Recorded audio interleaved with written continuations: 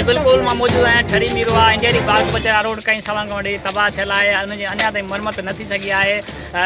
MP हितां जा हद जा जेके MP MN आहिनि उहे हाल घुमनि कई साल खां वठी हिन महिल हिते इंडिया शहर जेके सड़क जेको आहे अञा ताईं न आया आहिनि। अचो त कुझु हितां जा रवासी आहिनि, हितां जा मुसाफ़िर जेके आहिनि उन्हनि खां पुछनि वधीक उनजो छा चवणु आहे। अच्छा, रोड 1999 खां वठी रोड जेको ई ख़राबु आहे, अॼु ताईं मरम्मत न आहे थी रोड जी।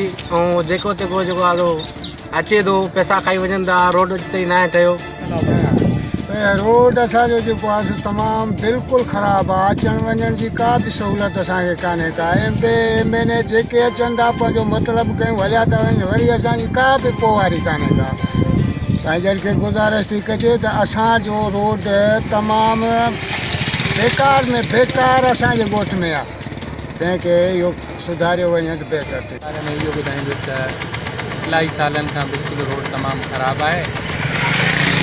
ख़बर नथी पए त छा वजह आहे। तमामु मुश्किलात सां असांखे अचणु वञणु हिन में ॾाढी तकलीफ़ आहे, छो की मां पाण स्कूल ते संभालींदो आहियां। मुंहिंजो अचणु वञणु बि हिन ई रोड खां आहे ऐं हीअ मेन रोड आहे। तव्हां सम्झो मेरापुर ऐं ठरीअ जो लिंक रोड मेन रोड आहे। ऐं असांजी दायरा इहा रिक्वेस्ट आहे आला अमलदारनि खां त हिन ते जेकॾहिं कमु करे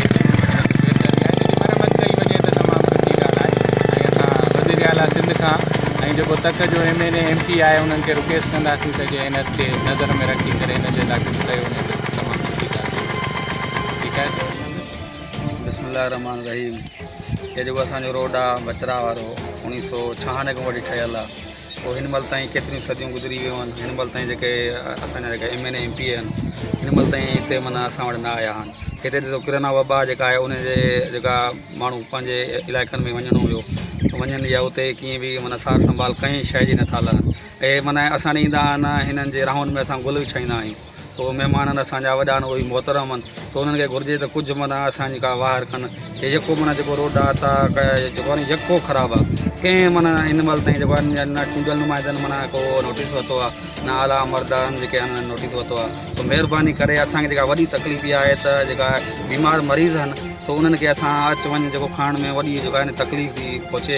इलाही जेके मरीज़ आहिनि त रस्ते में अचण वञण जे करे ख़राबु हुजण जे करे जेको आहे माण्हू जेको आहे मरी था वञनि। तो हिन जे लाइ जेको आहे न असां पुरज़ोर अपील था कयूं ऐं बिलावल भुट्टे खे ऐं उन खां पोइ जेको आहे MN MP आहे साजिद ख़ान बांबण साहिबु ऐं जेको आहे MN आहे साईं फज़ल अली शाह। सो उन्हनि खे असां अपील था कयूं महिरबानी करे असांखे जेको आहे न रोड ठाराए ॾिनो वञे त असां जेको आहे हितां वारी आवाम जेका आहे सुख जो साह खणी सघूं।